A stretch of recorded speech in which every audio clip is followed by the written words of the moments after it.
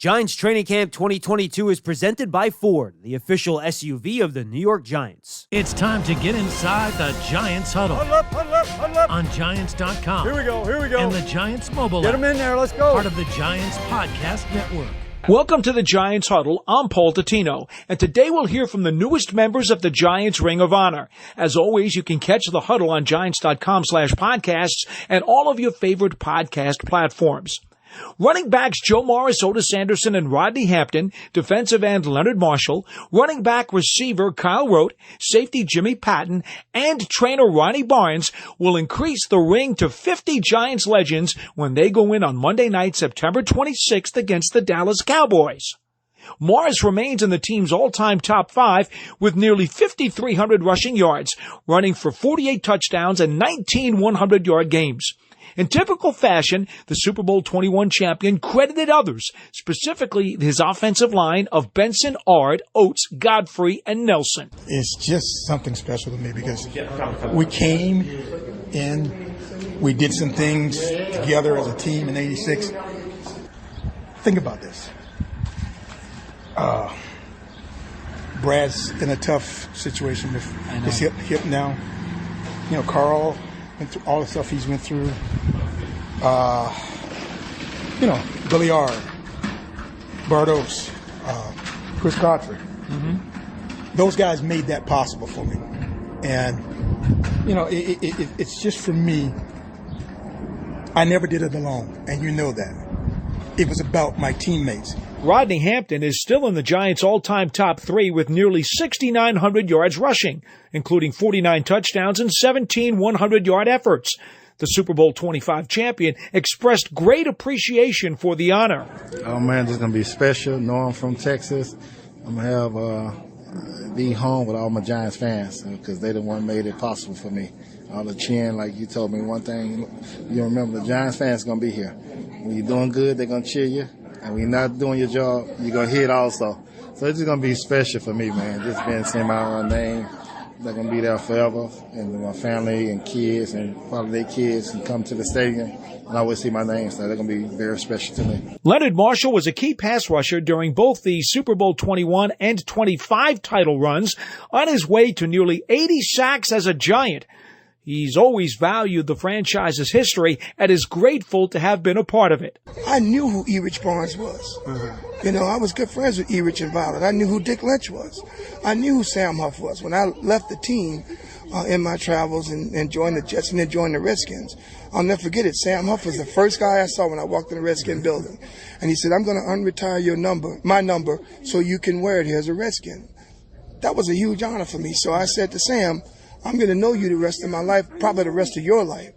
And it was just an honor. So that I think these young kids should get with and come to understand that there's people that have walked in your shoes. Get to know those people or know something about them. And I think it could help enable them to be successful. Ottis Anderson also owns rings from Super Bowls 21 and 25, having run for 102 yards and a touchdown in the latter victory over Buffalo. Team President John Mara's announcement of Anderson's induction nearly left him at a loss for words. One of the most exciting part of my life I've ever been. I'm speechless, really. That's never me. I just can't believe it because it was nicely done. It was something that I didn't even think that was ever going to be possible.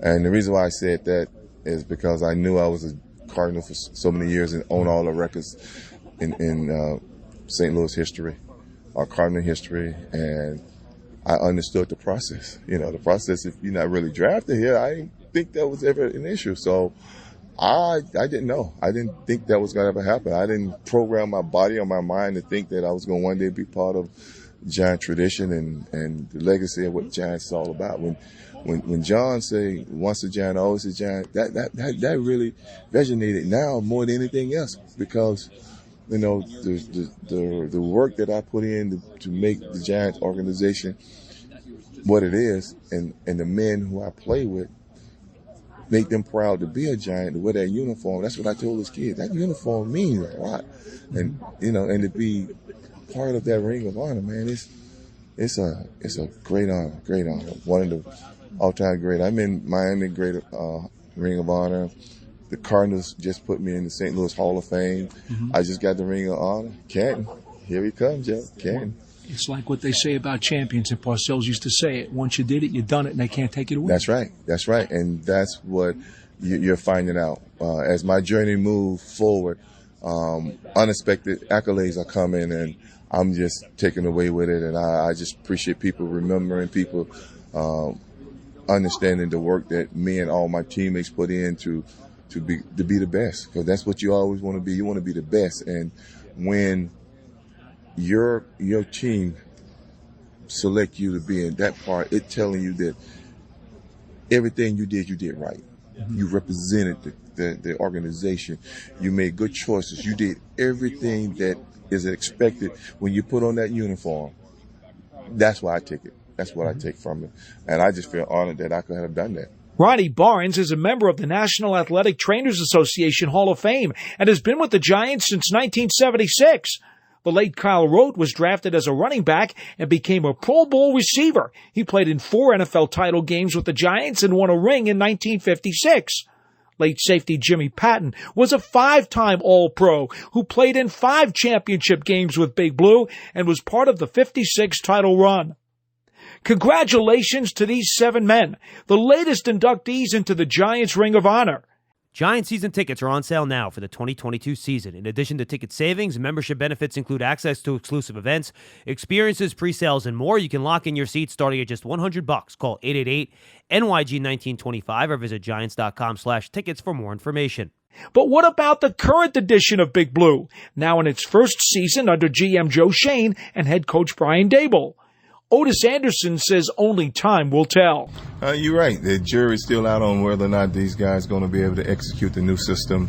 But one thing you have to say that at this point in time, we did need change. And to have that whole GM and head coach come in and try to bring and implement the change. So I think we've got to be patient. But I think we got good things going to happen. You were part of a couple of different offenses with the Cardinals and the Giants. How radically different is this from a traditional old-style kind of offense that maybe the Giants have been running for years and that these holdover players will have to get used to? It's definitely different. We line up 2 tight ends and we just smash the heck out of people. That's not seem to be the philosophy of these new era of football. It seemed to be 11 personnel or 12 personnel, which is mostly wide receivers and maybe 1 running back.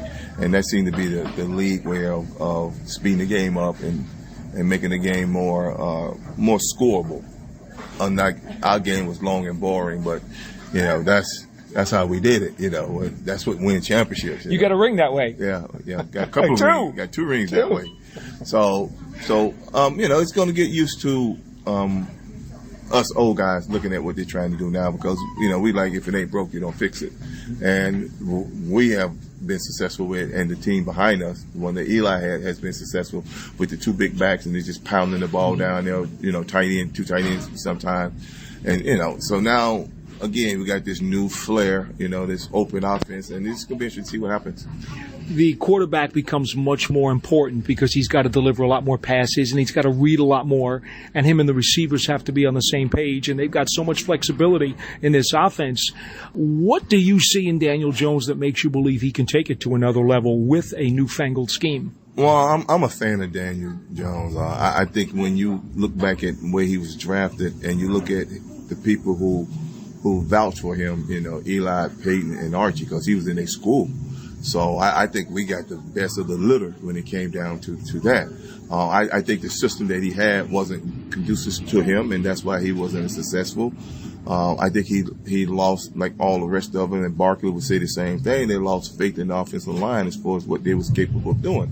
And as a player, if you lose faith in your offensive line, you start running for your life before your life is threatened. And you saw a lot of that with Barkley, and you saw that with Daniel. A lot of times he just kind of threw the ball to where he thought receivers should have been, and a lot of receivers didn't get where they should have been. And, it looked bad. He had a lot of interceptions and a lot of fumbles. But a lot of that is not Daniel Jones' fault. A lot of it is part of his scheme.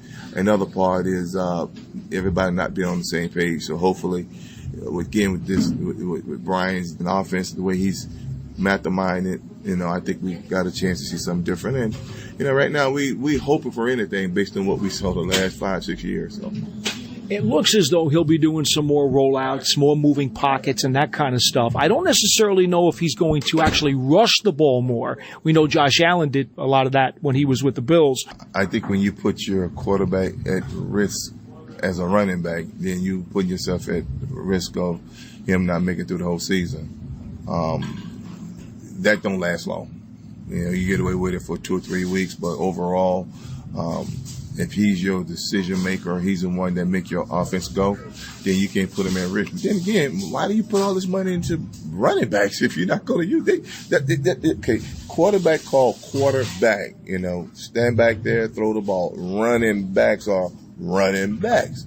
So unless football has really changed their method of what those two jobs titles are, then I'm totally lost, because running back runs with the football, quarterback throws the football. That's how I grew up. That's where I was taught.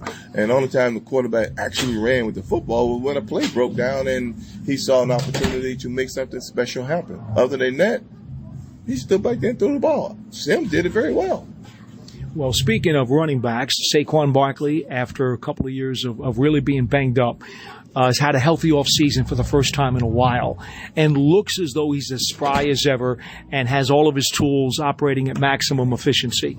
Can we think about him as a rookie again when he had 2,000 yards from scrimmage? Is that the kind of guy the Giants fans are going to see? I don't know if you can go back to that, because, again, you're talking about injuries. Injuries change a lot of things. And then you don't know how good you're going to be until you push those injuries to the point where when fatigues come in, what happens now? Those things have to be still evaluated. Trust me, those are still questions in his mind, even though last year he did okay and he kind of got through most of the season. But, you come in fresh, you come in able to do all the things you want to do. In his head, he believes he is that person that was once back in rookie camp. But until he get hit and until he plays the game for more than 1 week, that's when, that's going to come out to whether or not he knows that he is where he needs to be at. So it may take 2 or 3 weeks, my opinion. Now, what's interesting about this, Otis, is that in this offense, they're looking at him to do a lot of receivers stuff. What impresses you about his ability and skill set that will allow him to become more of a receiver on some plays than a running back? Again, it's a scheme. The scheme dictate how you use a person, and him showing the ability to catch the football very well in open space gives him that opportunity to experiment. Like we had Meggett that did a lot of that for us. We had shorter routes they would throw to, myself or Joe. But when you start running routes that was 7 to 8 yards deeper, you want a guy who got real good hands and really got good vision. And Barkley seemed to have all of that. Don't miss your chance to experience a premier hospitality experience watching Giants games and world-class concerts in 2022 as a Giants suite partner. Limited full-season locations are available, or place a deposit for individual games. Call 888-NYG-1925 or visit Giants.com/suites for more information. It's funny you mentioned Meggett because Stephen Baker, the touchdown maker, I just talked to him the other day, and he said in some ways Barkley reminds him of a blown-up Meggett. When I look at Dave Meggett being shorter and not as bulky as Barkley, so he seemed to be more fluent. Barkley seemed like a guy, if he caught it in open space, it's going to be hard to tackle because of his power and his speed. Meggett was a little more elusive because he was a little smaller and weighed a lot less. So that's the differences. This offensive line seems to have a lot more grit and talent, quite honestly, than the offensive lines the Giants have had in recent years. When you played here with the Giants, that was about as tough, a feisty, an offensive line as the league had. How important is that mentality and that philosophy of we're going to punch you in the mouth, aside from just being able to execute the plays?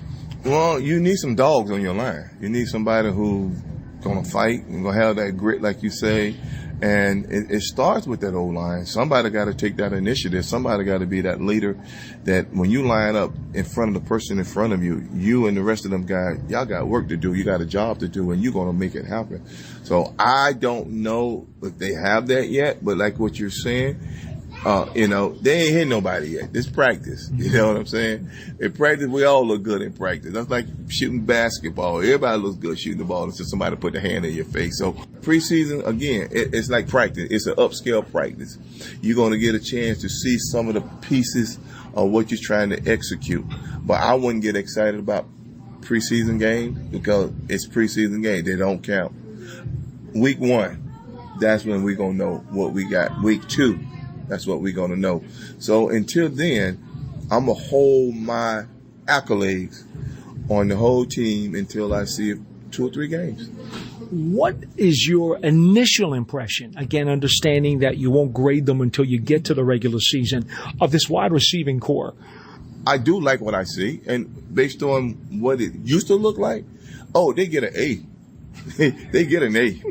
just look and organization-wise back there. The way they move around, the way they come in and out of drills. Give them an A for that.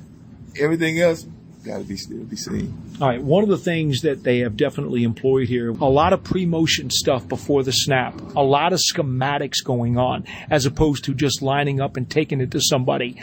What are your thoughts in terms of being able to handle that offense, gelling with so many new guys, having to be on the same page? It can be difficult.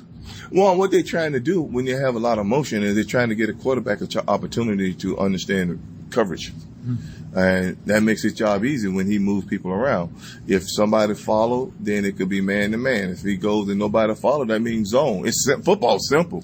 I don't know why they're trying to make it so complicated. It's, X's and O's don't change.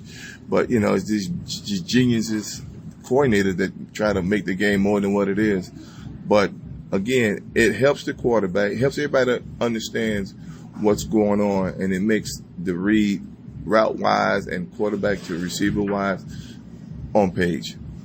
I think Parcells would tell you that when you guys were practicing and you had that great defense to go against, it helped you guys on offense. How much do you think Wink Martindale's complexities on defense can help this offense to improve themselves? Again, we got some old players from the old regime there, and we got new players. We got offensively the same thing. I don't know.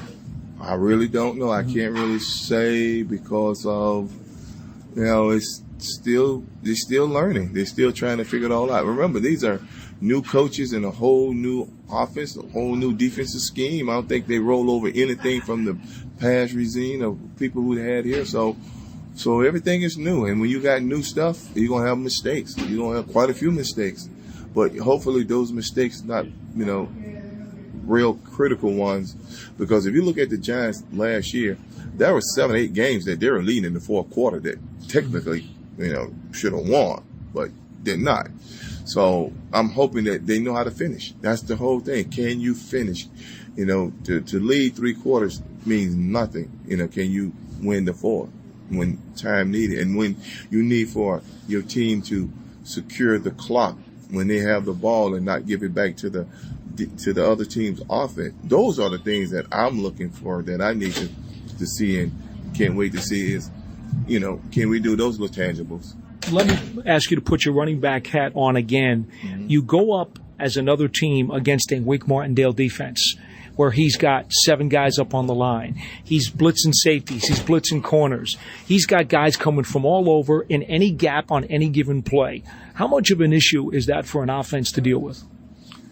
It is, but it's not, because you know who's coming and you know where they're coming from. I mean, even though you say these guys, listen, when you sit back and watch film, you're going to watch everything, good and bad. We had a play where team blitzed everybody and Mega ran what we call an escape route. And there was one guy that was supposed to cover Mega. Mega lined up on the left side, and he would escape to the right side of the line. All that traffic, he sneaks through, we got on sideline. So there's some things you can do when you bring the whole house like that. You just got to make sure that when you do that, your coverage is strong in the secondary, and those people that you putting all those people coming in there, because it's always going to be one man unaccountable, and that's the man for the quarterback. And that man is the one guy to get to the quarterback before he gets rid of that ball. Because if he gets rid of that ball, you're going to be in trouble. I got a feeling, Otis, no matter how it turns out, it's certainly going to be interesting to watch. It's going to be all of that, Paul. I can't wait. I'm looking forward to it. And it should be a very exciting year for Giants fans. As always, you can catch the Giants Huddle on Giants.com, the Giants mobile app, and your favorite podcast platforms everywhere. Until next time, I'm Paul Dottino. So long, everybody.